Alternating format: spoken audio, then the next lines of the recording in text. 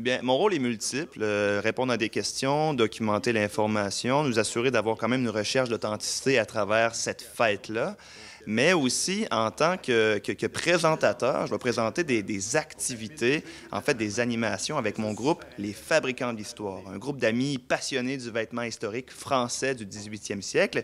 Et donc, on va présenter deux ateliers, deux animations aux gens pendant toute la durée des fêtes cette année, donc du 1er au 4 août. Un atelier sur l'art de tailler les vêtements, donc un atelier de tailleur.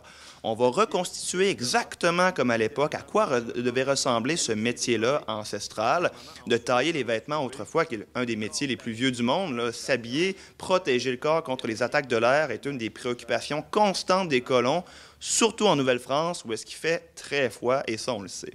Et donc, on va tailler en direct devant des gens, des vêtements d'époque. Et dans un deuxième temps, on a les étapes de l'habillage féminin. Donc un peu, qu'est-ce qui se cache derrière cette structure-là, cette architecture de la robe pour une femme de la haute société canadienne? Quelles sont les étapes de l'habillage? Est-ce que c'est long? Est-ce qu'une personne a besoin d'être plusieurs? Je vous donne déjà un punch. Oui, c'est très long. Ici, ce qu'on a, c'est un vêtement qui appartient à une femme d'assez de qualité quand même. Ce qu'on a, c'est un vêtement qui s'appelle un pet en l'air, en fait, puisqu'il arrête au niveau des fesses, comme on le voit ici. Vêtement typiquement français, avec des plis français qu'on dit à la Watteau. Donc, on voit qu'il arrête bas. Ça, c'est un corps baleiné. Donc, c'est une espèce, aujourd'hui, on dirait le corset, finalement.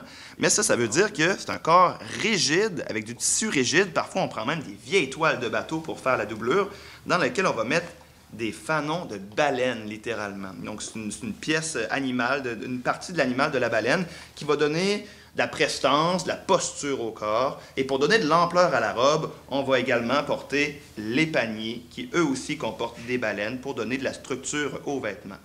Donc ça, ce serait l'apparence d'une dame de qualité. Là, c'est un peu les dessous de la robe. Normalement, par-dessus, il y a une pièce d'estomac, il y a des jupons, il y a un chapeau, il y a une coiffure. C'est très organisé, tout ça. Mais pour le simple habitant en Nouvelle-France, l'homme, lui, va plutôt porter quelque chose qui ressemble à ça. Un gilet qui ne comporte pas de manches, un gilet qui est fait en laine. C'est toujours lin, laine, coton, des fils naturels. Et au lieu de porter un juste au corps, comme moi, qui est un vêtement de ville, on va plutôt porter le capot. Donc un vêtement qui peut se refermer sur le devant, plus chaud, mieux adapté pour l'hiver, inspiré des marins. Parce que sur les bateaux aussi, il fait chaud. Et pour attacher tout ça, on va utiliser une ceinture comme ça, qui n'est pas une ceinture fléchée.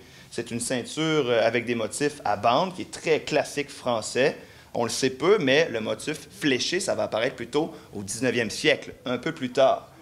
Et sur la tête, au lieu du chapeau, qu'on va appeler plus tard le tricorne, qui n'est pas particulièrement chaud, on va le troquer rapidement pour une tuque comme ça, qui elle aussi est inspirée des gens de mer. En fait, c'est un peu un vêtement 4 saisons qu'on va retrouver très fréquemment dans la colonie autrefois.